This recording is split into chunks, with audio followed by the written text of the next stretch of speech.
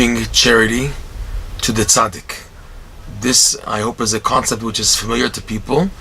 Rabbi Nachman talks about the importance of giving charity to the Tzaddik. There's giving Tzedakah in general, but when a person gives charity, a person wants to make sure that he's giving to a worthy cause, and those who really are careful, they want to make sure they're giving to the best cause in the world. And as we can see, as we know, every person comes to present that their cause is the best cause, which is only natural. Person works hard and is dedicated for an idea, and he wants to promote the idea and to promote support for that idea, like saving the whales as example. So they will tend to convince and show people that this is the best cause you can give to, etc., which is understood. It's understood why there's that attitude in people who promote their idea in order to gain charity support. However, Rabbi Nachman teaches that the greatest charity you can give is giving to the Tzaddik, because a Tzaddik is able to do with this money that you give to him much more mileage. He can cause much more benefit to the world at large, to get the light of Hashem and the light of the Torah out to the world, and to get people aroused to serve Hashem. This is best illustrated in Rabbi Nachman's lesson number 17, where it says that when a person gives charity to a tzaddik, especially a true tzaddik, whose soul is a comprehensive soul, a person who merits becoming a tzaddik, his soul becomes a root soul of the other Jewish souls. Like the Arizal explains, that the setup of the Jewish people's souls is like a tree, where you have the stem, the bark, the actual stem of the tree, the trunk. Then you have the main branches with smaller branches, and then twigs and leaves. So too, the main stem, the trunk of the tree, is the soul of what's called the Tzaddik Yesod Olam, the Tzaddik foundation of the world.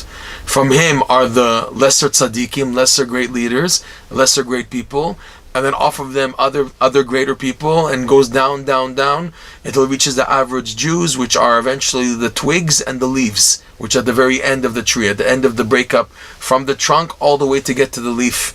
So that's the setup of souls.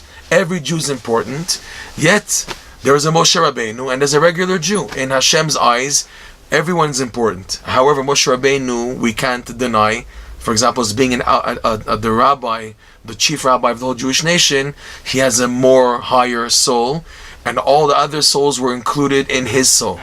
Like hinted to in the Midrash, that once Rabbi Akiva saw his students dozing off in the class, so Rabbi Akiva made a statement to wake them up. He said there was one woman in Egypt who gave birth to 600,000 souls, 600,000 people.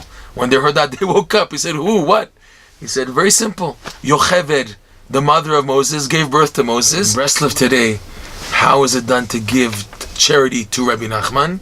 So the Rav of Cheren, Rav Nachman Goldstein of Cheren, in his commentary on Likutei Moran, lesson number 4, the commentary is called Par'at LeChochma. He brings down 3 ways how charity today is given to Rabbi Nachman, even though he's not here in the flesh. Number 1, to give to support Torah institutions and synagogues which learn Torah and daven based on the guidelines of Rabbi Nachman, because you can see for yourself that in a Breslov Minyan, the davening is totally different than average synagogues. Davening is much slower and much more with a force and energy. You just have to come, for example, here to Eretz Yisrael, to Yerushalayim, to see in the Breslov synagogues how the davening is a bit different, or very different. So giving charity to support such shuls and batei midrashim, synagogues and Torah halls, is one way of giving. Number 2, giving to support the followers of the tzaddik. In other words, the Breslover Chassidim in our context, to help them that they can serve Hashem based on Rabbi Nachman's teachings.